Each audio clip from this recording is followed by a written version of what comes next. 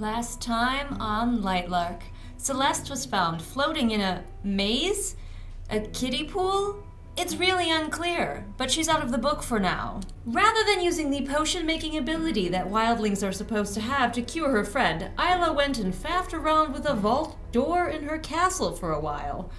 Oro and Isla went for a little swim in a submerged ruin full of evil merpeople. Unsurprisingly, the heart was not there. There's a bird hanging around now. Isla and Oro killed a bunch of ex-wildlings for some reason, and they found a tree with feathers, but the heart wasn't there either. Oro suddenly remembered that he had a secret library this whole time, which happened to also be what Isla was looking for. In the secret library, they finally thought of a clue as to where the heart really was. Isla thought for 10 minutes that Azul was the baddie, and then we forgot about it, so she could have the blandest ever smut scene with Grimm. With her amazing detective skills, Isla realized the heart could actually be found at dawn and dusk. Hello. Welcome back to the madness. Can you tell who I am cosplaying today? If you guessed our queen, Cleo, then you are correct. I thought about wearing the white wig again because she does have like white hair in her character art, but then I was like, you know what? I feel like Cleo would have, I picture her having the short, utilitarian, efficient haircut of a warrior queen. And so I kept my regular hair. Also, I had my earbud in this whole time. In other news, check out this dagger that I got a while ago that I brought to pose with here. I don't know if I ended up using any of the shots with a dagger in it, but look, it's got a horse head. And actually a sharp edge. This edge is sharp. So I could do some damage with this bad boy. I don't even remember where I got this, but I have several daggers. You know, if you're ever thinking of breaking into my house, you will be stabbed. All right. Let's make it so I can see, shall we? Trying to get conditions perfect for our filming session today. I am too picky, but we only have a few chapters left of Lightlark. Now, normally I don't bust out the whole cosplay until we're on our last 2 chapters, but because I'm doing these longer form videos, I feel like I need to wear the costume for longer. And yes, I did purchase this off-brand Elsa dress specifically for this. But let's go straight into the madness. Chapter 51, Heart. Her normal endless thoughts were replaced with a predatory calm. What endless thoughts? This girl is no thoughts head empty 90% of the time. She just wanders around bumping into plot points. Oh, but yes, she's endlessly thoughtful. She is just a master detective. It's the final brain cell. The only reason that this weirdness turns out to be the correct answer is because the author realized that the book has to end at some point. It's not because everything in this story has been culminating to this. We are not, I am certain, because how? We are not going to get that satisfying feeling of, oh my gosh, as everything comes together and falls together into perfect synchronicity as you get in some very well written books. It's just it's time for the ending. Here's the ending. Oro is of course amazed by her mental prowess, and so when she flicks his crown again, because that's totally a thing that the two of them have, he takes his crown off and puts it around over her crown on her head, acknowledging that she is the superior of the two of them.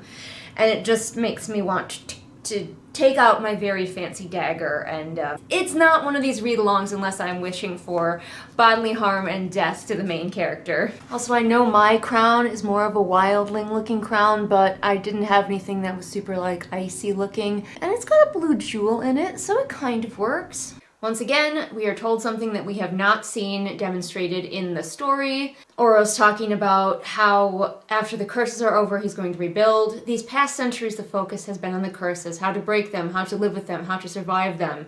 No, it hasn't. The most they did was put up really thick curtains. That's the way that your society changed, Oro. Dread dancing in her stomach. Does dread dance? To me, dread does not seem like the sort of thing that dances. The author, I'm pretty sure, not the character, remembers that she thinks that Azul is evil, and she's like, oh shit, I better tell Oro, so she just tells him. She gets mad when Oro is like, no, Azul would never do that, which, you know, he's known Azul for 500 years and she's known Azul for like 10 minutes. So whose word should we take on this situation? But before she can get mad, that fucking bird is back. Fucking sparrow. And this time Isla's like, no more being enemies with this bird, I'm going to follow it. So they're back right near the place where the oracles were, so like, she was already here. And the oracle could have just said, it's right here, bitch, and that would have been really helpful. So they're in a cave because the sun is rising, and Oro randomly decides to have more dying symptoms. He does that occasionally when the plot needs him to, so that we can have a big scary moment where, like, the cave might collapse or something. So Oro asks her to sing for him, you know, bringing us full circle to when she fell off her balcony at the beginning. She sang a Wildling song, her favorite song, the one she sang when she wanted to hear her own voice echoed back to her. And at this point, I would like to know more about this song. What does her favorite song sound like? Does it have lyrics? If it has lyrics, please tell us them. Okay, we get a little description, and it sounds like they're describing that opera scene from The Fifth Element. Her voice was thick as honey, high as bells, deep as rumbles of thunder. She could do wild things with it, and she did.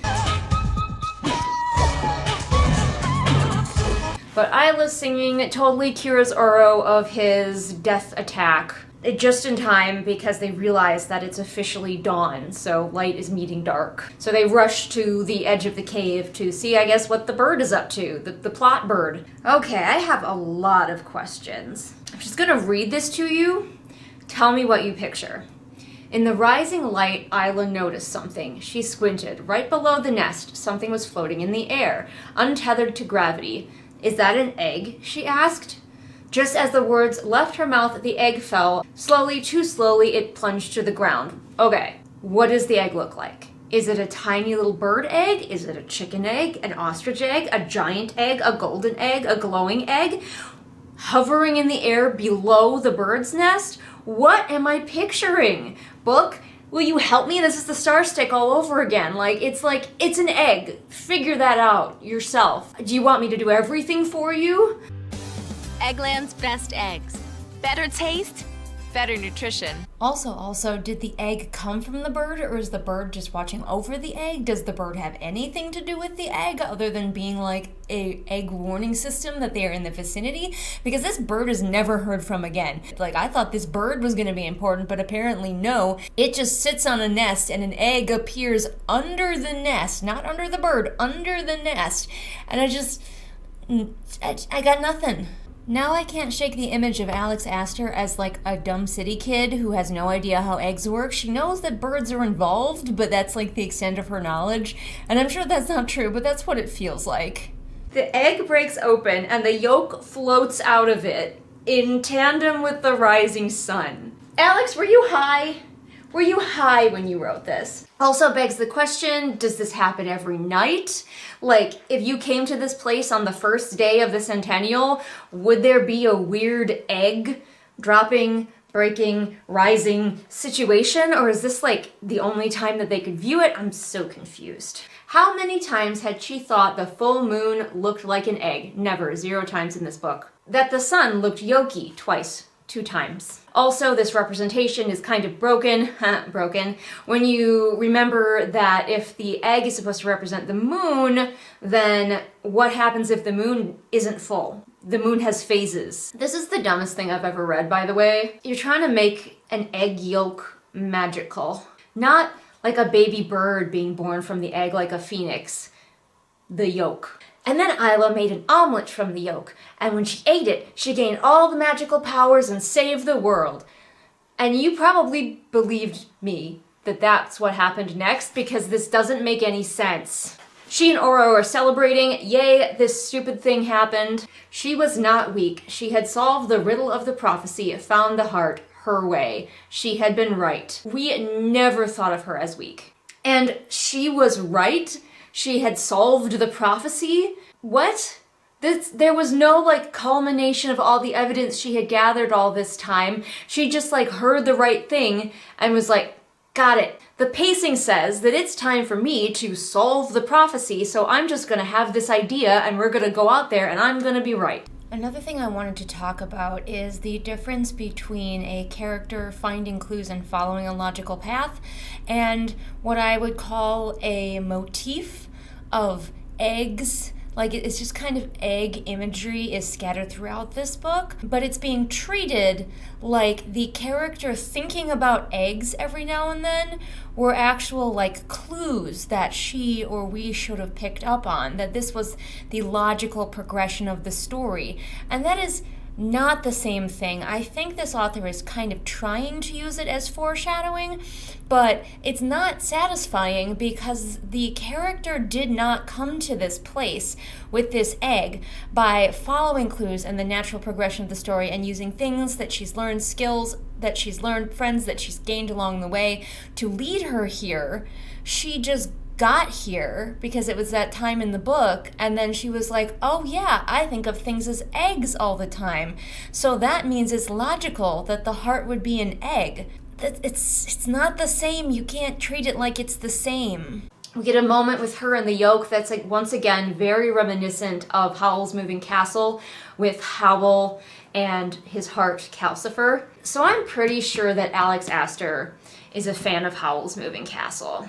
I'm supposed to be upset, but actually I'm, like, cheering on the inside. She's got the heart in her hands all glowing and warm and, like, feeling like Howl's heart. And then somebody shoots her with an arrow in her chest, and it's the cannibals, her people that she murdered a bunch of before. She falls to the ground, still holding the heart yoke. Oro can't get to her because he can't go out into the sunlight, but she uses her life alert necklace to call Grimm. Good thing it wasn't a one-time use thing. And he scoops her up and teleports her away, and that's the end of the chapter. Oh, she dropped the yoke. It seemed like it would have been super tropey for Isla to have been the heart, but it would have been better than this. This comes out of nowhere. It's dumb. It's so dumb. It's so dumb. Oh, it's so dumb, it's brilliant. No! It's just dumb. All right, I'll be back in a couple seconds, still wearing this costume for the next exciting chapter. Let's go, we're back, we're marathoning this bad boy. Here we go. Chapter 52, Prophecy.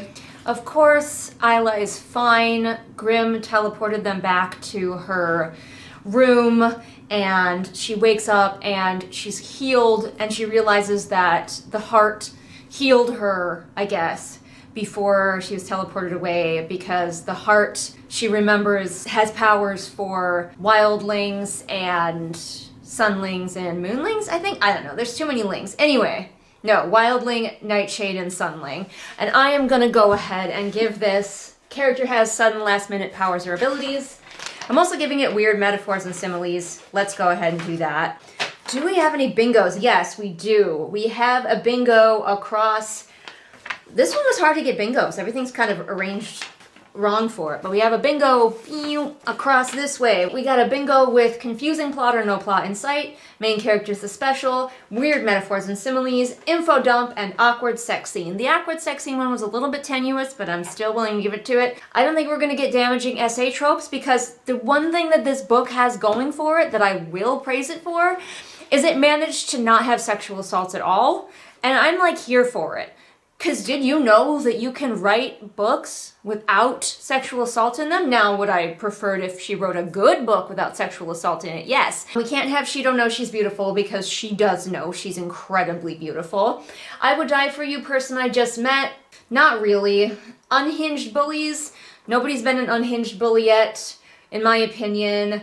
Minority only there to help straight white main characters? Still could get that. Fat equals evil we cannot get because there are no fat characters. And finally, everyone praises the main character. That could still happen. Oh, and baddie only wants power. That could also still happen. I got distracted, I'm sorry. But yes, she healed herself. Here's another shined versus shown. Now, I have done a little bit of research, because you know I like to harp on shined versus shown. She has the sun still shined, I would have the sun still shone.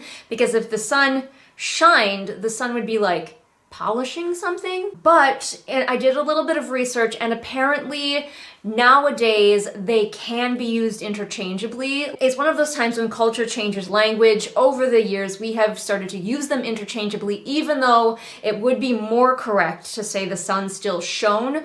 You can say the sun still shined. I think it sounds awkward as fuck to say the sun still shined, but technically, it is not grammatically incorrect anymore. I will still harp on it though, because it just doesn't sound right to me, you know? Whoa, okay. This is the biggest MacGuffin I've ever heard. You know how this author likes to have things just happen off page? In one paragraph, we find out that while Isla was unconscious, Grimm went to a just random moonling shop that he knew was hidden in the city, and he found a really awesome, super powerful elixir, and he gave it to Celeste, and Celeste is fine. Now, unless that's a lie, and we find out that's a lie later, holy shit, that's a lot to have happen off page and be described in a paragraph. So this whole thing has me questioning why Celeste was ever put under this quote-unquote poison at all, because, a little bit of a spoiler here, we do find out that it's kind of a lie what Grimm is saying, and Celeste was probably never in any danger to begin with. You know, spoilers for later, but then why did we have to put her into this weird coma in the first place? Because if it was to motivate our main character, she was she didn't need the extra motivation. She was constantly thinking in her head how she was going to solve it and she was going to win the day. You didn't need to do this. You could have just continued ignoring Celeste like we have been for the rest of the story, and then the main character finds the heart, and then Celeste shows back up for the ending. But no, we had to put her in this weird floating coma, and then have Grimm quote-unquote solve it off page, which even though that turns out to not be exactly true, we have to figure out that it's not exactly true, our own selves, and it still feels like so convenient. And for this book, you're not like, oh, I'm suspicious of how convenient that was. You're just like, there's the author being lazy again. So, like, what did it actually accomplish? Of course, Isla leaps up because she has to go see her girlfriend, best friend. Just gals being pals, am I right? They were roommates. So she goes to Celeste's room, they hug, not unlike long-lost lovers, and Celeste says, it was Azul, and Isla says, I know, I got your message. But she does not tell Celeste, I got your message, and then proceeded to do nothing with it. So I'm glad you're awake now, because I was not doing anything about the Azul situation. Aside from having Grimm look for him, I guess Grimm didn't find him? Like, that plot thread seems to have been dropped completely. So she goes back to her room, and Oro flies in. He was able to fly through the low sunlight and get to her room, and he's like, cool, you're not dead. Also, I brought you the heart. No explanation of how he just, like, got it. Did he just crawl out of the cave and grab it? Or did the people who shot her not notice the magical glowy thing, and they just shot her, watched her teleport away, and left? Well, you got me. By all accounts, it doesn't make sense. He just has it. Don't ask questions. Isla does not put the heart in some sort of like locket or something to carry it. She just carries it around loose in her hand as she takes a bath, gets dressed, and then heads out into the castle. She goes to Oro's secret library where he's waiting for her, and they go over the prophecy because I guess they don't know what to do next. Again, perhaps Oro could have researched this more, in the hundreds of years that have gone by. They're pretty sure that they've done the beginning part, only joined can the curses be undone, because they've all come here for the centennial, and he assumes that's joined as you need to be. And then they also think that the original offense was using the heart in the first place, and Isla's like, oh, I used it to heal myself, so we've done the original offense again. I have no idea why they think that's what the original offense was, but sure. He says the part about only when one of the six has won, that can be Isla because she officially won by finding the heart. So Isla immediately says, cool, I want to go kill Cleo. Cleo is the person I choose to die, dooming her entire realm because I don't like her.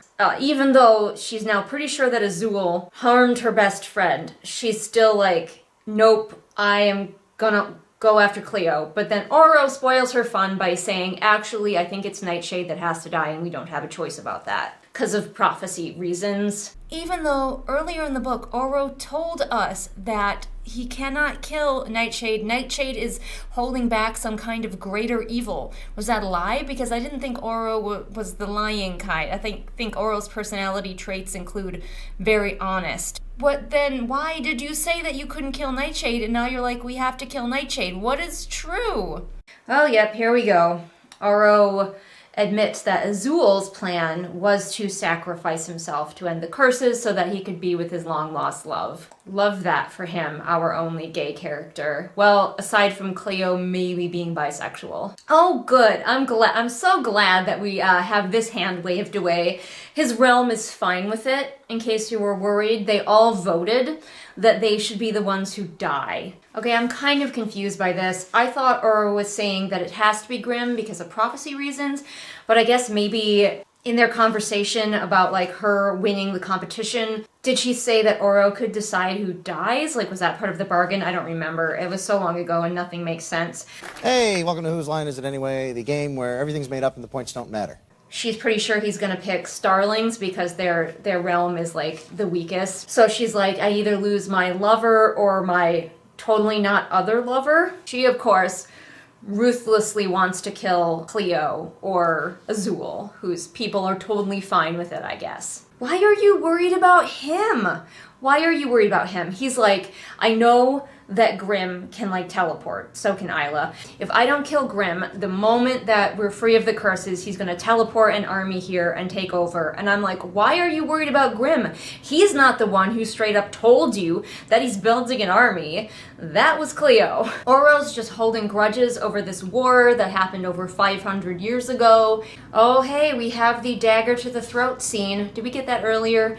Well, we've got it again, with her holding a dagger to his throat this time. But of course she doesn't do anything and she just storms out because he wants to kill her boyfriend. Ooh, the next chapter is going to be a long one. So I'm going to have to empty the memory card real quick and then we will get on to the next part. I'm kind of cold in this outfit. I have a space heater right next to me and I'm still cold. Alright, I think Adam is done moving around the house. I'm making some tea to help me warm up and to keep my voice strong because we have a lot of books to get through. Oops, earbud again.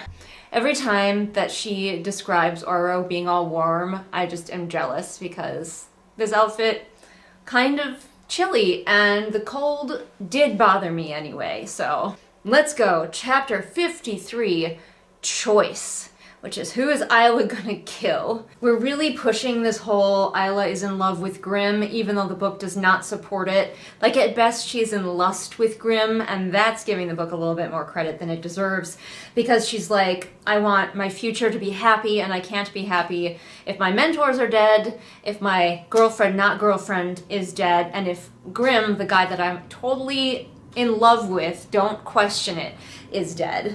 Isla has come up with a cunning plan. It's a cunning plan, actually. Of course it is.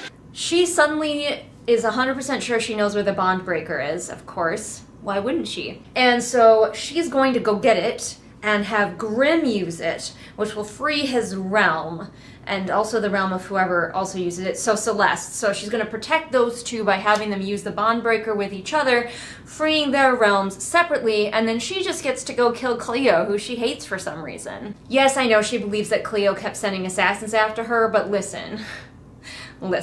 Assassination attempts aren't even like allowed before the killing is supposed to start, and didn't those guys try to kill her before killing was allowed? Couldn't she report Cleo because that's against the rules? I don't know, it's dumb. Oh, now this just gets confusing. I thought that she was gonna have Celeste and Grimm use it, but now it sounds like maybe Isla and Grimm are gonna use the bond breaker. This is very odd. And there's a whole bunch of stuff about whose powers would go to whom because they're in love, and the bond breaker transfers powers, and all of this trying to use the magic system that doesn't make any sense. So I guess Isla is pretty sure that the bond breaker is in the secret library that she's been going to with Oro. So why didn't she just grab it sometime when she was there? Also, she's still carrying this heart around in her hand. She was hanging out with Oro, she's talking to Celeste, like she's just carrying this invaluable curse-breaking object in her hand.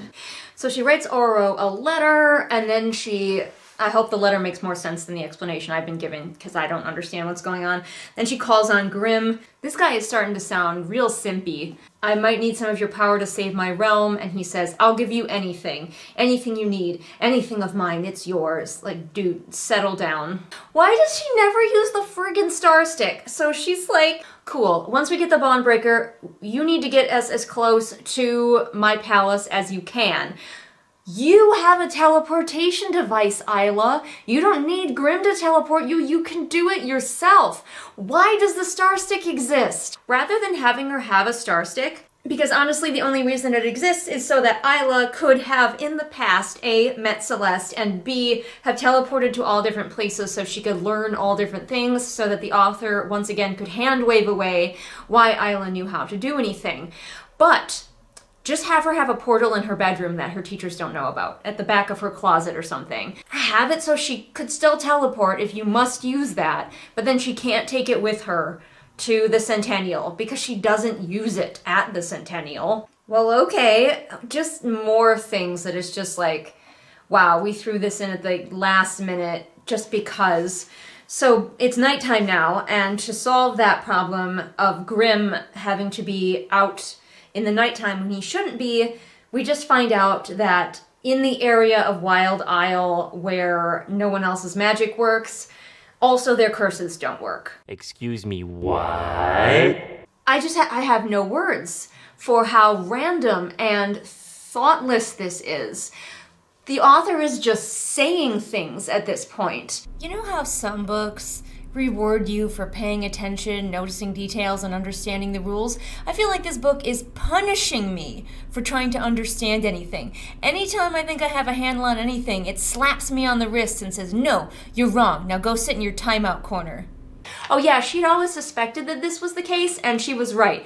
But she didn't suspect it was the case. We never saw her suspecting it was the case. We never saw her offering Oro the chance to walk in the sunlight again because his curse doesn't work here. We haven't had any consideration of why other people's curses wouldn't work here. Every choice you make is baffling, Alex Astor. All of a sudden, Grimm is feeling real remorseful, and he's like, I have been lying to you. Those sexy dreams that you've been having were actually memories. And then we get this. Him standing before her in full armor, her legs wrapped around him. Ouch. If he's in full armor, that's gotta be real painful to wrap your legs around him. His lips on her neck, her collarbone, the sides of her knees. So we went from him kissing her neck and her collarbone to the sides of her knees somehow. Like, it's so random. Also, apparently the star stick is a nightshade relic. That begs the question, why was it glowing when Celeste was around? Maybe it is, like, glowing when orcs are near. Get used to disappointment. But apparently she once teleported to his lands long ago and they started boning. Then he made her forget that. So now I have questions. My crown is slipping. I have questions because he's like, where do you think you were the morning of the Centennial, right before you teleported back into your room? You know, in the beginning when her hair was all rumpled, she was actually off having sex with Grimm, and then he erased that memory. Did she not wonder then why there was a gap in her memory? Why she didn't know where she had teleported in from?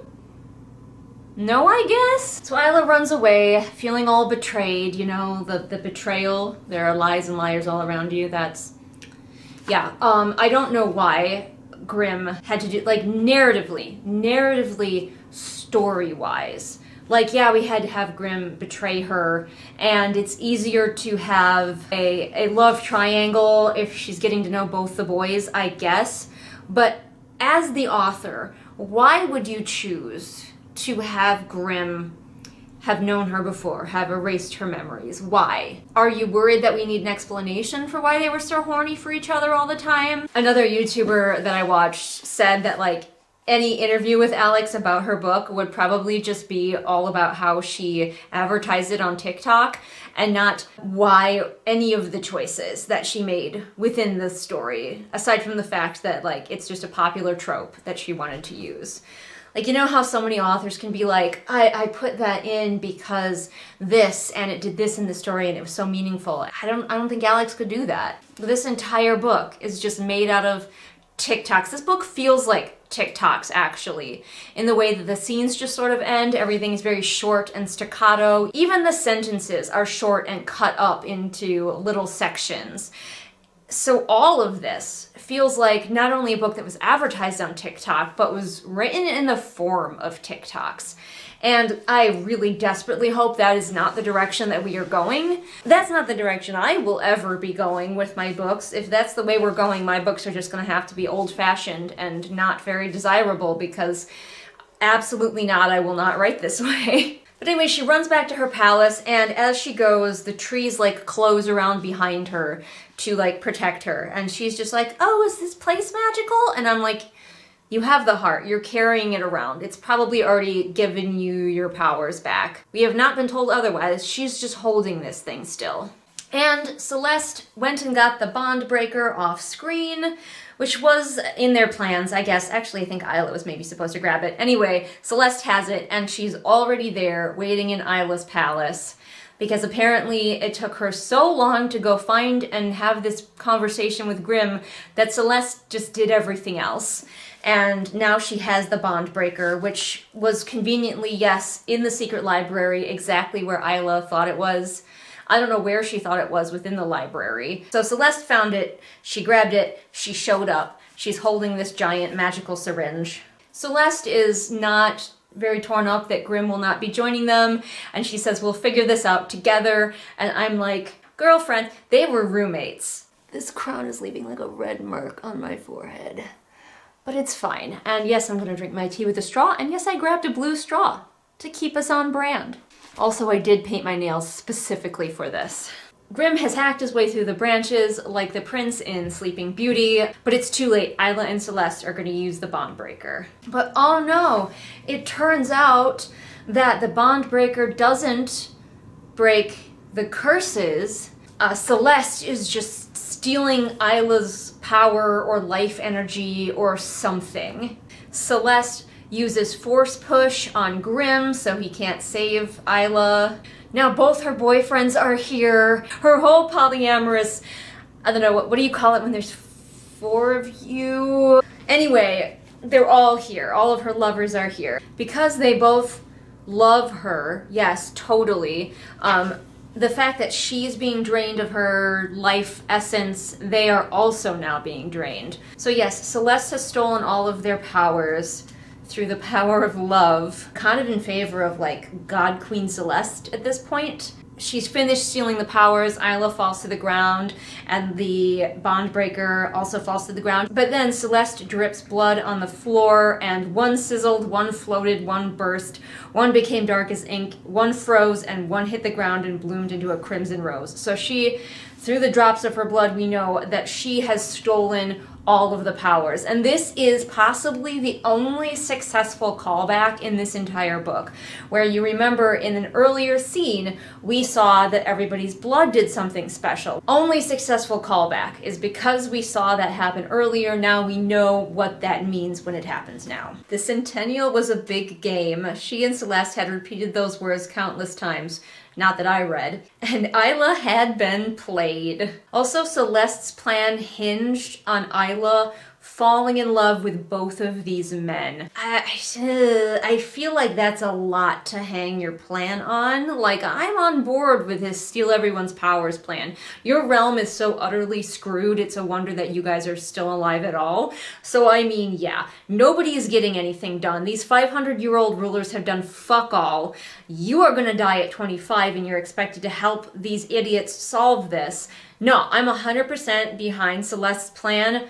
I would do it as well. If Grimm being in love with her, which he has been this whole time, would have given her access to his powers, so how come she never manifested any Grimm-like powers at any point? Could have been a cool thing where like she noticed for some reason that going out at night gave her like a really feeling of energy, you know, because she goes out at night a lot with Oro. There was nothing, like no reaction to the nighttime. She would have no reason if she has Grimm's powers, she wouldn't be under his curse, right? She goes out at nighttime, so she's clearly not under his curse. So, like, why didn't she start to manifest some of his powers? It doesn't make any sense. Because it seems like all they needed was for him to love her, not her to love. I'm so confused by this magic system. What are the rules? My crown is falling off and it's getting annoying, so I'm gonna set it aside and you're just gonna have to deal with the weird red mark it left on my head. Celeste says the MacGuffin was never the bond breaker, it was the bond maker. Once again, our naming things, man. Both Alex and Meg. There's so many ways to transfer powers to people in this universe. Okay, I'm sorry. It's gay. Celeste, you're my friend. You wouldn't do this. She would fight for their friendship. Fight for the person that she loved. You are. You are gay. We gotta get in a little bit about how hot Isla is. Celeste says, "Don't you understand, you beautiful, beautiful fool?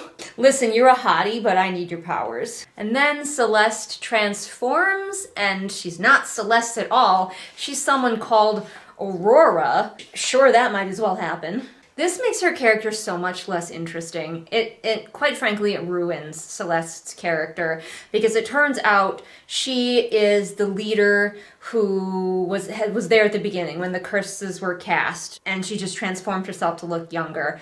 And that just destroys it because before we could understand and almost sympathize with the choices that Celeste had made because her people are so screwed over by the curse. In her position, I would be very tempted to do the same. If I figured out how I could steal other people's powers, these people aren't doing their jobs, they're not solving the curses, you're thrown into this situation, essentially a child among all of these adults and expected to be on the same level as them. But no, it turns out that she's just some ancient ruler in disguise, and that just utterly destroys her character. No, don't like that.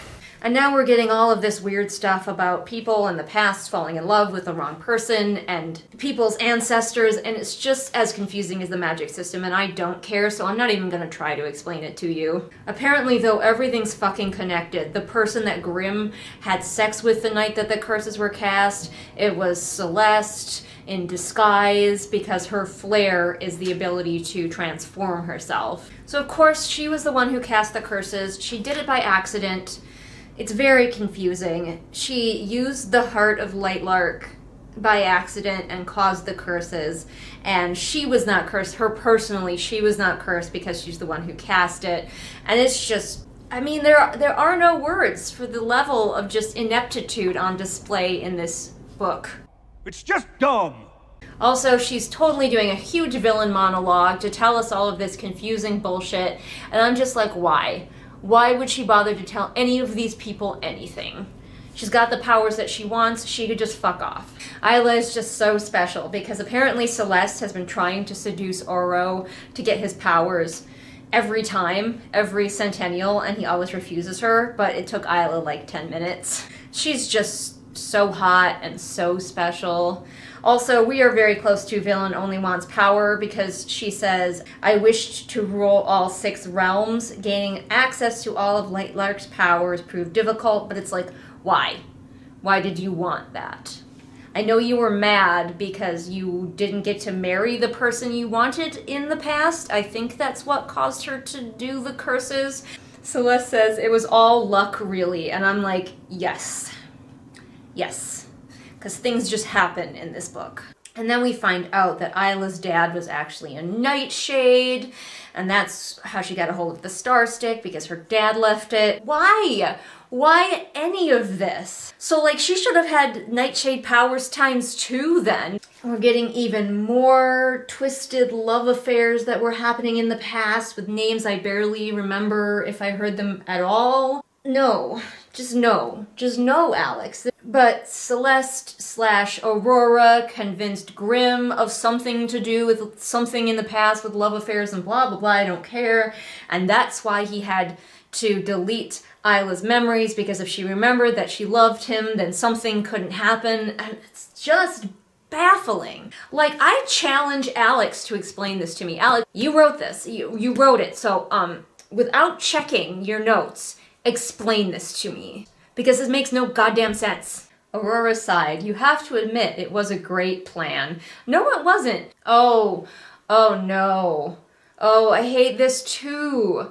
So the boys are all weakened because their power is drained, but Isla's not physically weakened as much as them because she never relied on her power. So she's even more special because she didn't have powers. About Cleo, our beautiful queen, she's off somewhere else, and so is Azul, because their characters don't actually matter to this story at all. We just needed a bully and some guy to give Isla some exposition. And then, because this author is trying to link things together with all the grace of a bull in a china shop, Isla tries to stab not Celeste, and the dagger shatters because Celeste planted this dagger knowing that Isla would choose it from the store because she liked things with snakes on them. Go home, Alex, you are drunk. But there were people who were in love with the wrong people in the past, and boy did that fuck everything up. Which could actually work a little bit better. I would still avoid it. But it could work a little bit better if instead of being these ancient rulers, everybody was the descendants of those ancient rulers, trying to figure out the things that their ancestors had done, trying to figure out their weird squabbles and love triangles. Instead, it's just like, the people who did the bad things in the past and fell in love with the wrong people, Oro and Grimm knew those guys personally. And actually so did Celeste, because actually she's an ancient ruler. It's like, do you not see how it makes it worse, Alex? We could have had that theme of like people in the past making mistakes and the next generation having to come along and fix it. But instead it's like, these are the motherfuckers who made the mistakes, and also they gotta fix it, but it's 500 years later. Not Celeste, evil Celeste, is about to do the finishing blow now that she's finished her monologue, but Isla reaches for something that she has in her dress, tucked away down her spine. And of course it's her star stick that she finally remembered that she had, and possibly the only reason that it's in this book at all, and she teleports away. Once again breaking her own rules, because we already said that Grimm can't teleport into this place because only wildling magic works here, but this A Nightshade relic works to teleport Isla out of here. Nothing makes sense. I don't even have words. I don't even have words for how stupid all of this is. How did people read this and think, yeah, this is an average YA. Like, I grant you, I don't read a lot of modern YA, but I read some. This is atrocious. Gonna shut the camera off and come back for the next chapter. We're so close to the ending, and I'm just like, nothing can happen at the ending of this book that will save it, so we're just gonna keep cruising along. So I still have a few of my Christmas chocolates left, and even though you shouldn't eat in costume and it's totally gonna clog my throat, I'm going to have them because I need chocolate to survive the rest of this bullshit. All right, chapter 54, Cursed. Isla teleports back to her old room, and why do the cats always find that bird to play with when I'm recording? I have to take your birdie away again because you keep being loud. All right, what were we talking about? Yes, Poppy is there and just bursts into the room like she was sleeping directly outside it. So Isla notices that her guardian smells of blood and remarks that it must be a feeding day, which means that, yes, her people do indeed consume hearts, canonically. And Isla just doesn't, I guess, because no powers? Nothing makes sense. Just don't. She realizes that her guardians also betrayed her because she's like, Celeste couldn't have done this on her own. She needed help from the inside, and also her guardians like suppressed her powers. I guess because Isla had powers all along, Nightling powers. It's worse than that. It is worse. Isla has not had her powers suppressed. Her guardians just didn't tell her that she had any. And just through the power of not knowing, she is able to not succumb to any of the curses and not have to eat hearts. And just, she can do whatever she wants. And also, she doesn't bleed flower petals because she doesn't know that she has powers. None of this makes any fucking sense. My brain is melting out of my ears.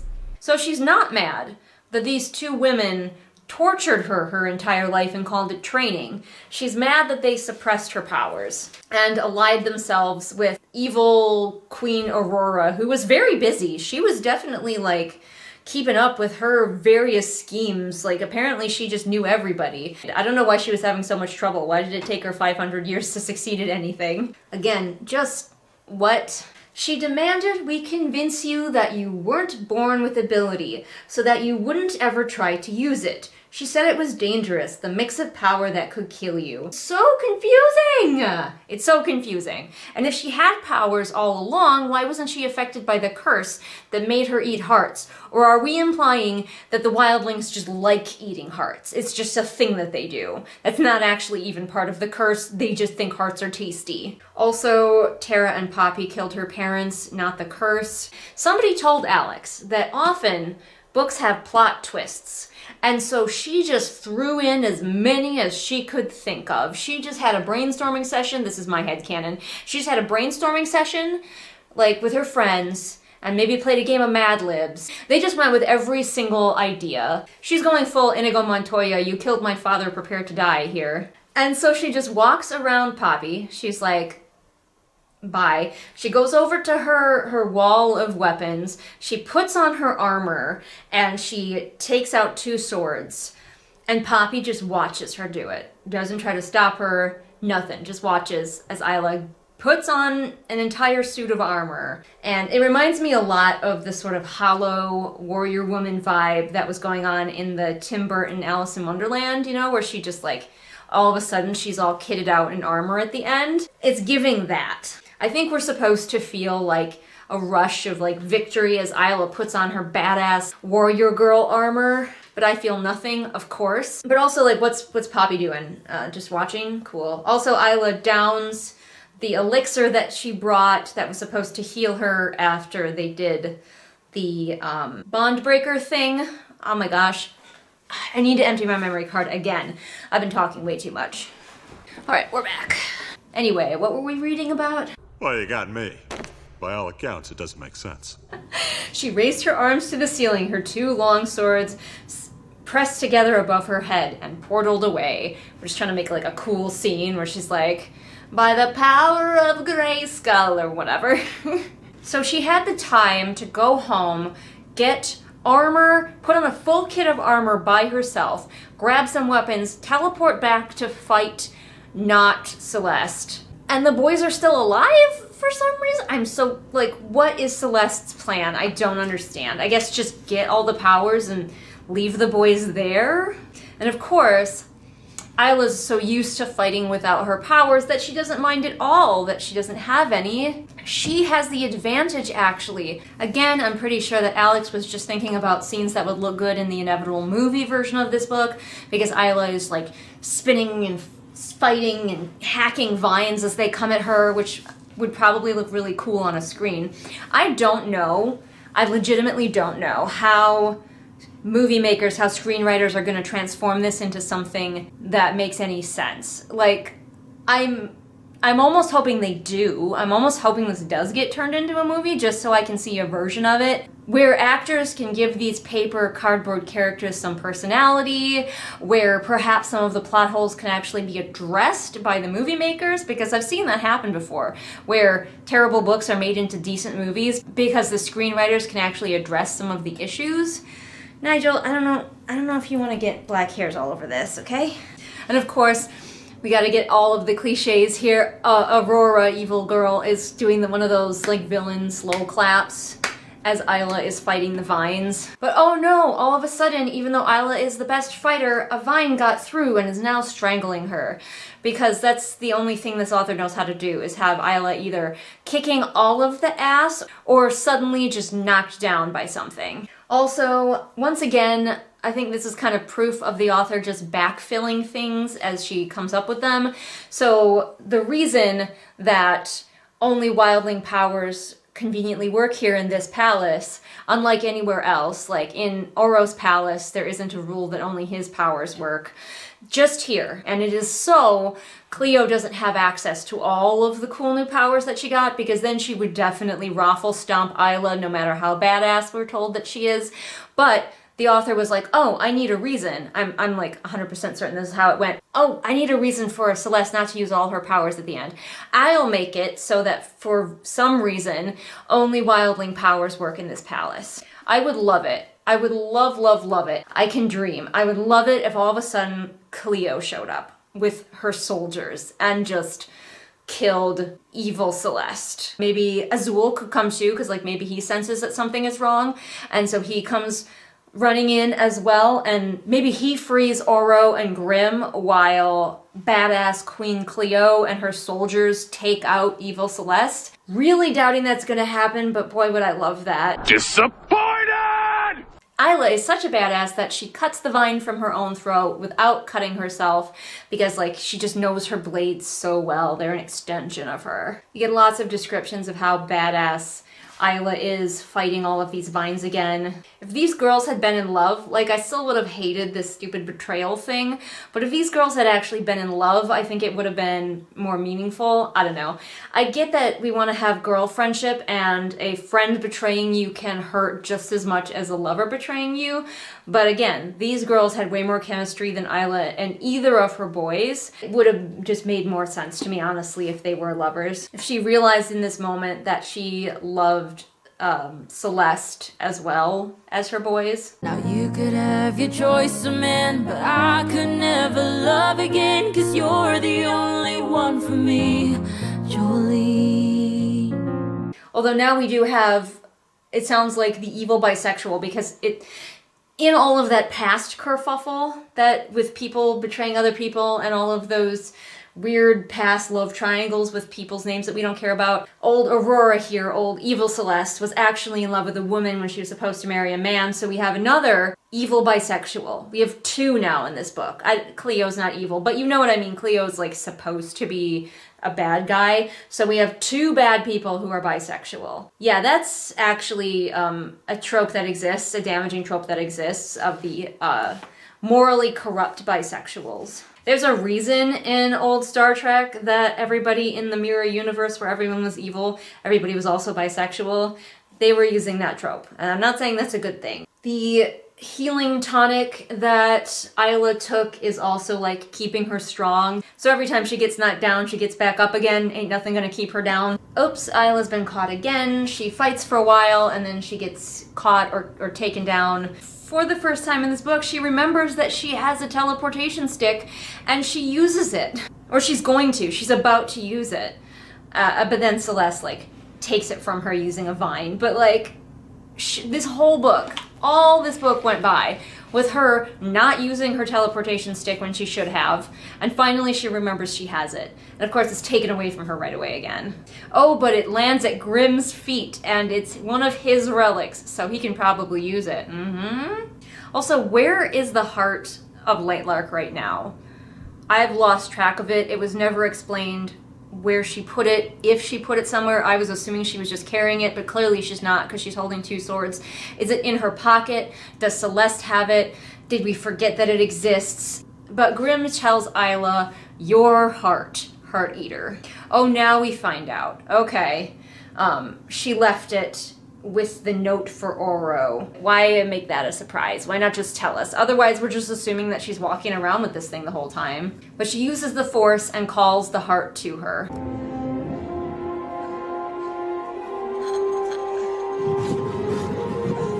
And once she has the heart in her hand, she has all of the magic. And then she can just start kicking Celeste's ass with all of the wildling powers that she now has. Which she doesn't have to learn or train for, of course. She can just use them. She also grabs the bond breaker and sticks it in a pocket. I thought it was too big to fit in a pocket, but whatever. Why did she put it in her pocket? So she grabs the bond breaker, puts it in her pocket, runs up to Aurora, and pulls it back out. So like in 2 sentences, she has it back out again. Just have her keep it in her hand. She doesn't need to put it in her pocket. So she sticks one end of the bond breaker into her own hand and the other end into Celeste's heart. How she knows to do that? And that kills Celeste, and that, it turns out, was indeed the original offense. A best friend killing another best friend. I mean, I guess she had to use the bond breaker because she had to get her powers back versus just like stabbing her with a sword. But I was really hoping that the original offense was going to be something more interesting. It turned out to just be killing. And then Isla gets blown back by power because just breaking the curse is probably The ground opens up and Isla starts to fall down along with Celeste's body and the heart of Lightlark, which she's just like fine with that because I guess it's returning to Lightlark. Good thing I guess we don't need it anymore. Even though she was wielding her powers a minute ago, she's like, I don't know how to use my powers to save myself, so I guess I'm just gonna fall into the abyss and die. But then someone saves her. And she's like, how? The boys can't use their power. And then she's like, oh wait, wildling power. Because love on Lightlark is a dangerous thing. Someone she loved was using her abilities. But it is Oro, it's Oro that she loves, and he saves her using her power. And it looks like Grimm was also trying to use it, but he couldn't, which means that Isla doesn't love him. And I've heard people being upset that she goes with Oro instead of Grimm because everybody likes the dark broody boy.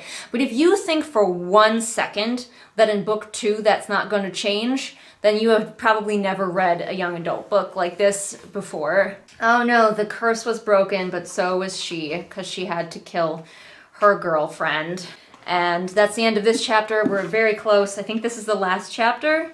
Yeah, this is the last chapter. And then we can go on to our like overview of this book. And then there's a Grimm chapter, which I am going to read for patrons. So if you want to see that, you're going to have to become a patron. But let's get on to the next chapter. All right, chapter 55, Broken. Also, the other 2 rulers are just chopped liver. Cleo and Azul do not matter at all. And we found out that all of the attempts on Isla's life were to just make her hate Cleo, I guess. So, like, Isla went back to her lands to inject it with power now that she has her powers again. And she did not have to lie tits out on the grass like Isla and Layla, they sound too similar, so I kept thinking Isla. But she does just have to kind of touch the ground and her power goes out and saves everyone, yay! She is absolutely crushed by having to kill Celeste because they were totally just friends. And she's just spending days in this empty, you know, depression. Oh, Cleo is doing something! Yay, Cleo! Now that their curses are solved, she has cut her bridge from the mainland and nobody knows what she's up to. And I'm like, yeah, book 2 is what she's up to. Please, please, please tell me that Cleo has found a way to turn her island into like a giant boat and she can just sail away from the rest of these motherfuckers and go have her own adventures. I want that more than anything. And Azul randomly gets what he wants, where when the frozen storm dissipates, apparently it was holding all of the souls of their dead, which, what the fuck? But anyway, happily, his husband gets to come and say goodbye to him so that he doesn't have to want to, like, commit suicide to go see his husband. I just have no words for the levels of, yeah, sure, that might as well happen. Didn't even try, made lots of money. Didn't even try, made lots of money. Grimm went back to his island, although I don't know how you would prove that because he can be invisible and teleport. Yeah, Grimm is totally going to be a love interest in the next book because she keeps thinking, she hears this voice saying, remember us, heart. Remember it all. You will remember, and when you do, you will come back to me. So 100%. Everybody who's upset that Grimm wasn't the final boy in this, just read book 2, guys. Oro comes out for them to have a romantic moment, and his amber eyes shined, and also his skin shined. And a lot of people have pointed out in this book that we get no feeling of actual, like, romantic love for Oro. And yeah, I would say that's true. At most, it seemed like maybe they formed a friendship. It was almost like a mentor-student kind of bond there for a minute. But it says she wanted him in so many ways. Had for a while, though she had tried her best to deny it. Would have been great if we had seen any of that. Also, it's a good thing that Isla is the good guy because it's slightly horrifying that she has access to all of Oro's powers. Like, she could do a lot of damage. And also, I think she still has access to Grimm's because he still loves her. So I think that means she can also use his powers. So I think she basically has, yeah, she has access to all of the powers. I guess through a loophole, the Starling realm survived? You serious? Sure. Like, we're this close to the end of the book. Like, whatever. The Starling realm survived because reasons. I guess the loophole is that Isla stole Celeste's powers too with the thingy, with the whatever MacGuffin, And that makes her, like, have Starling powers, and therefore the Starling people didn't die? Is she, like, the new ruler of Starling Isle as well? Those poor people. Obviously, she will not be concerning herself with actually ruling any of these people. Obviously, the Starling people are going to be in for a lot of changes to their world and their culture and their society. It would be nice to have a leader for, but nah.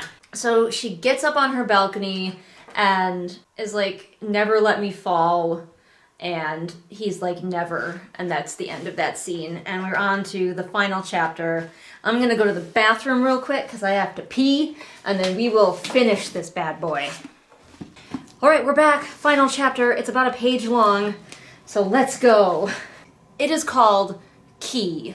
Not the key, just Key. We're remembering that weird plot point where she was trying to open that door at the back of her castle that just came up occasionally.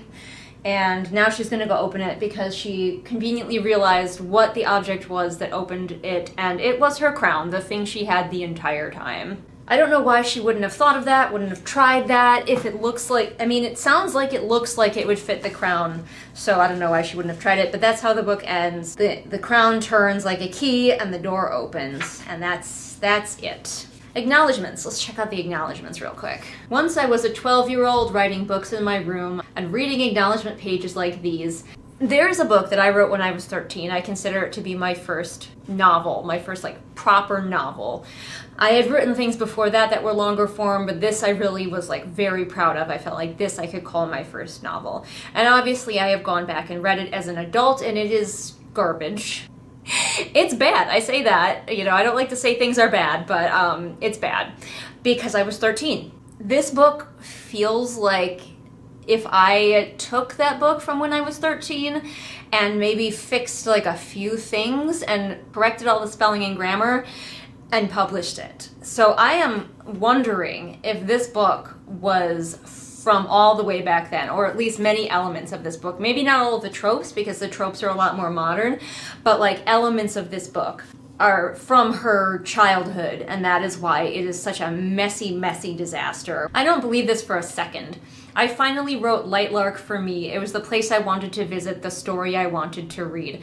I don't think this was your heart book. I have recently written what I consider right now to be my heart book. I know I will write more, but in 2020, I wrote Adventurer Mage, which is going to be coming out later this year, and I legitimately didn't care if anybody else liked it, and I still don't. If I publish it later and everyone hates it, I don't care, because that book is my heart book and is everything that I want in a book. It was so designed for me. Both lead characters are asexuals. Like, it is my book through and through. This, no. Like, even something like Cyborg Tinkerer or A Night in Its Moon, I could feel the passion. Even if the authors were not very good at getting what they were going for down on the page, I could feel how much they loved those books. Unfortunately, to those books' detriment, especially in the case of A Night in Its Moon, where the author very clearly did not care what anyone else had to say. Which will not be the case with Adventurer Mage. I did have the beta process, and I did make changes, and it is visiting my editor right now, so it's not like I'm ignoring everything anyone else has to say about it, but you could feel the passion. This, as we've talked about, feels so manufactured. It feels like somebody fed an AI common tropes, and this is what it spat out. So I find it very difficult to believe that this was the book you wrote just for you. Okay, rich girl. She thanks her parents, of course, and she thanks them for making it possible for her to follow her dreams, which is she was able to do because of her parents, because they are wealthy, and so she never had to sacrifice time that she could spend writing on employment on a job that she didn't want. And she didn't have to deal with the exhaustion of working a job that you don't want, that just, you know, destroys your soul, that drains you of your desire to write. And that's something her family did provide for her. And then she says, "Dad, you always told me the harder you work, the luckier you get." And I found that to be true. I could understand why a wealthy person would feel that way. I'll just say that. Now she's name dropping all the big name authors who blurbed her book. Apparently she's like besties with Chloe Gong and Adam Silvera, Most of all, thank you to Book Talk. Lightlark is here because of you. A truer thing was never spoken. Book Talk is responsible for this book. And I hope we can all remember this as we watch authors come up via Book Talk or YouTube or anywhere. Please remember that books take time. To become good, books take a long time. So if it feels like something is being rushed out, it might not be time to celebrate because the product you're going to get is not going to be as good. You know how, if you're a gamer, you know how it feels to play a buggy game that was clearly rushed to production just to make money or just to get out there for the holiday market? That's definitely what happened to this book too. Now, I'm not saying that if it had spent a lot more time in the editing process that everything would have been fixed, but some things could have been fixed. This could have at least been turned into the mediocre book that some people are calling it, instead of what I am calling an unmitigated disaster. As much as I want your enthusiasm, like, you know, tell me that you want your books and you're excited to read them, also understand as you support those indie authors out there, she's not an indie author, but like as you support authors out there who are trying to make it on TikTok, on YouTube, remember that good books take time and try not to pressure these authors into publishing too quickly. I'm not blaming her viewers necessarily, but the atmosphere that was created on TikTok is responsible for this mess. Yeah, so that is those are her acknowledgements. She is very lucky. She is very blessed, I guess you could say, in ways that most authors will never get to be. And I just hope she recognizes that, honestly. Like, that's all I can do is hope that she recognizes how extraordinarily lucky that she is. I can't help but talk about the authors of these books because I come at it from the point of view of an author myself. So, like, I try to look at it from that angle. That might bother some people. They might be like, no, separate the art from the artist, but I can't. This is why I always struggle. Everyone's like, you should do just regular reviews after you finish a read along. And I'm like, we've covered everything. I don't want to cover it again. I don't want to talk about it again. We've covered it. I just don't think there's much more that I can say about this book. Flat characters, a plot, and a magic system that were utterly impenetrable. The most confusing thing, I have no idea most of the time why anything happened in this book. There was no culture building whatsoever, zero. And the side characters were even worse than the main characters but had no personality. No one had any personality. Isla was a stereotypical tiny badass who is totally an underdog, believe me you guys, giant wink. The whole climax was just there. The writing was serviceable, but the pacing of everything from the overall book itself to individual scenes was pretty rubbish. Even the pacing of sentences could be pretty rubbish. So Alex, if she's ever interested in improving her craft, does have a long way to go. So, at the end of this video, I had taken so much psychological damage from the finale of the book that I forgot to cover several things. Most important of which was talking about the things that we were promised in this book and the things we didn't get. This is going to be a fairly visually uninteresting segment, so feel free to set me down and do the dishes or something while you listen. So one thing I have noticed about the internet is they absolutely hate to feel lied to. Like, that is a #1 thing. If the internet feels betrayed in any way, like, it is over for you, which is why I find a lot of people getting, like, not just upset with Jenna Moreci when she gives advice and can't follow it, but like absolutely incensed as though she has come to their house and personally punched them in the face.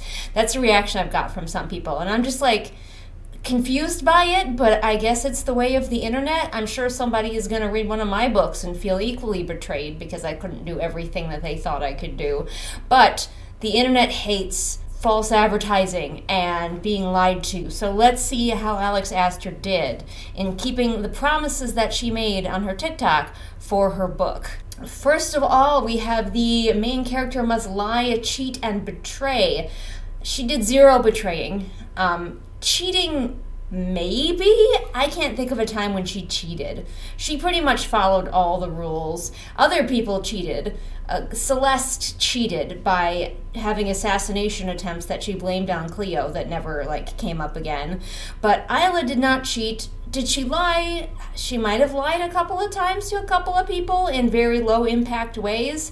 And she definitely didn't betray anybody. Other people betrayed her all the time, left, right, and center, but she didn't betray anybody. We were also promised lots of spice/romance. I would not call this a spicy book by any definition of that at all. I don't know what kind of spices we're using. Are we using mayonnaise? Are we white people spices here? Because that's all we've got as far as spiciness in this book. And the romance, as you know, was garbage, except for the accidental romance between Isla and Celest. It was called the first clickbait novel. I don't know if that's really a promise that the book can keep, but like I said, it did feel a lot like one of those like aesthetic reels turned into a book, so I'd say that's probably true. This was supposed to be Hunger Games meets ACOTAR. I have not and will not read A Court of Thorns and Roses, but this was not Hunger Games. I was willing to forgive it in the beginning. You know, it took a long time to get to the part of the quote-unquote games where you're supposed to start killing, but once we got there, it didn't make a difference. Nobody did anything. There was no bloodbath. There was no danger. It was just business as usual. So no, absolutely not. This is not Hunger Games. And I kind of feel like it's not ACOTAR either, but fans of that book series can let me know. Was it diverse? No, not in any meaningful way. There was a black and gay man in it, and a couple of people were sort of maybe bisexual, but they were evil. So like, no, this is not how you do it, Alex. Please get better at writing diversely and come back when you have done some homework. Rivals to lovers? Not really, because that would require anyone to be rivals. And in this game, while they made sort of like token lip service to being rivals, there was no reason for them to be, because they were all trying for the same goal that would help all of them. If perhaps when you broke the curse only one of them could survive, yeah, then sure, rivals. But if we wanted to have anything approaching rivals to lovers, Isla would have had to get with Cleo. Villain gets the girl? No, that did not happen. Love triangle. I mean, I guess if you count one guy that she was just thirsty for all the time and the other guy who was kind of like an older mentor figure, sure, I guess that was a love triangle. High stakes mystery. Garbage. Throw it right in the trash. There was no mystery. Mystery implies that you can have clues and solve it. But everything that happened in this book just happened because the plot said so and not because of any logical progression. Powers, there were powers. We were promised powers and there were a lot of them. They didn't make any sense and there were no rules, but there were powers. And finally, plot twists. I mean, in the barest sense of the word, yes, there were plot twists. They were confusing. I wish that there weren't plot twists. Like, you can write books without big plot twists at the end. That's okay. A lot of my books don't have big plot twists at the end. And while I'm fine with it if people can do it well, I prefer not to do it as much in my books. And honestly, this book did not need nearly as many plot twists as Alex thought to give it. She was just like, and here's another twist, and here's another twist. She was M. Night Shyamalaning it all up in this place, and it was not a good thing. So, overall, how many of these did she actually succeed at? Let's see. 4. She succeeded in 4 of the things. I can see why people would be a little bit mad about that. I know people were also bothered that she had a bunch of quotes from the book that did not appear in the book. I'm a little bit less upset about that because, like, yeah, it's a work in progress, so quotes are going to change. It's going to be a little bit different when you get your hands on the book. That sort of thing doesn't bother me. But I would be a little bit mad if I was promised things like a diverse, high-stakes mystery and instead was given this book. I also wanted to talk about just a couple of other sort of housekeeping things. Isla still owes that Bug King a visit. You remember the Bug King from that one chapter? He said, I'll give you information if Isla comes back to visit me one time after all this, so I don't know if that's going to happen, but that was part of it, and we'll see if that ever comes up again. And also, there was all that work to find the heart. Much of the book was taken up with find the heart, we have to find the heart. And then the heart felt like such a afterthought. I thought the heart was going to be a really big deal, and instead it was sort of like a handy little small item that healed the character when she needed it and just kind of kept it around. And then it just went away. again, like, and what's with the bird? Does the bird lay the heart? Maybe we should capture the bird. Nobody thought about the bird since we found the weird egg heart thing. But it doesn't seem to matter. Nobody's talking about it. Does it bloom every day? Does it only bloom when it's needed? Who cares? Who cares? It was just a MacGuffin. Geez, stop thinking about this thing we only talked about for like 90% of the book. And finally, I wanted to talk about Alex Astor's website versus Piper CJ's, because Piper CJ, say what you will about A Night in Its Moon, and also Piper CJ's like continued behavior on the internet. Piper, stop it. Stop going after reviewers and tell your friends they better stop, all right, Piper? Piper knows how to market. She's got everything. Her website is stacked with like stuff for her books. And I went to Alex's website expecting to find the same thing, and it is woefully bare. You got some character art. I think there might have been like a few other, like maybe some scents, some scented candles or something maybe, but like nothing to what Piper CJ had going on. So as much as Piper CJ is being kind of a jerk, you can look at her website and figure out how to market your book with like peripherals, because she has got it nailed down. I think those were all of my extra thoughts, so let's go back to Julian for that outro. But anyway, read-alongs, yes. It's time to think about what the next one should be, because these do take months to film and get out for you guys, so I'm gonna have a little bit of a gap between read-alongs, and I probably also will be getting a job soon, so that may affect things, but I already have some ideas of what the next read-along selections will be, but feel free to leave me your own suggestions.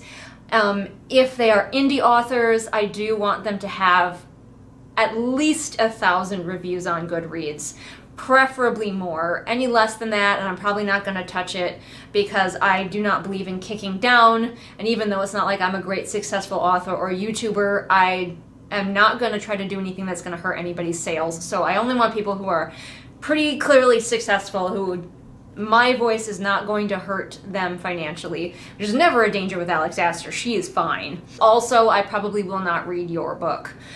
So if you're like an indie author and you're like, gosh, I wish Julian would rip apart my book, not in a read-along.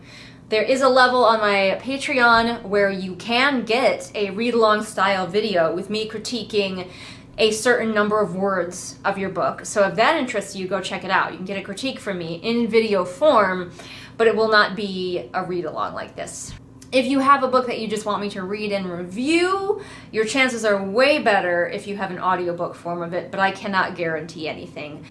Long story short, give me suggestions for more read-alongs, especially if it's YouTubers or TikTokers or other creators, because I'm really interested in looking at that angle of it. But I will probably sometime shortly get at you with that vote so we can decide what we are reading next, and that'll be exciting.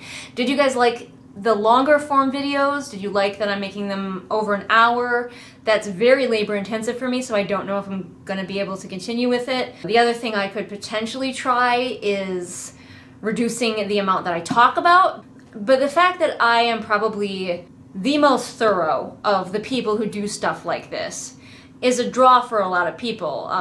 No one has told me I hate how thorough you are. Lots of people have told me I love how thorough you are. So I hesitate to change that style and just do sort of like a Jenny Nicholson, whatever style video where it's just like a couple hours long and she covers an entire book.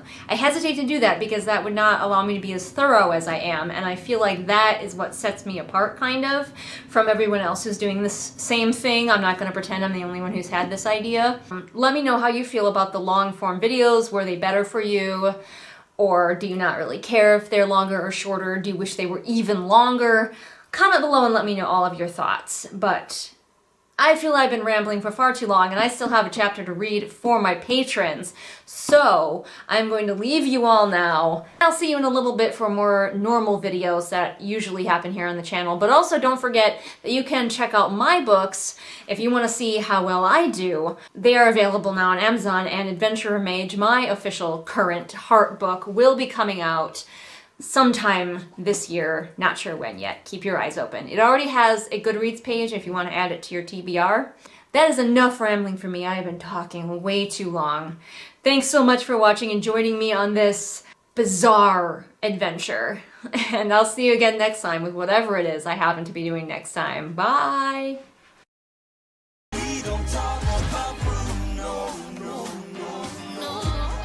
But we do talk about patrons. Patrons like Kirsten, Bear, Jojo Bookish, Lauren, Robin, Ursula, Caitlin, Jessica, KJ, Lafone, Amanda, Unicorn Jenny, Celia, Neon, Taya, Alyssa, Rita, Deborah, Afra, Melissa, Swamp Goblin Waifu, Sophia, Merween, Kit, Hidden Glade, Light Julie, Belle, Patrick, Anne Sophie, Callison, Ray, Shelby, Zaire, Jesper, Rennie, Scribbling Cat, Savvy, Jenny, Amanda, Lisa, and Sarah. Wow, I'm feeling super blessed right now, you guys, to have so many amazing patrons. Jealous?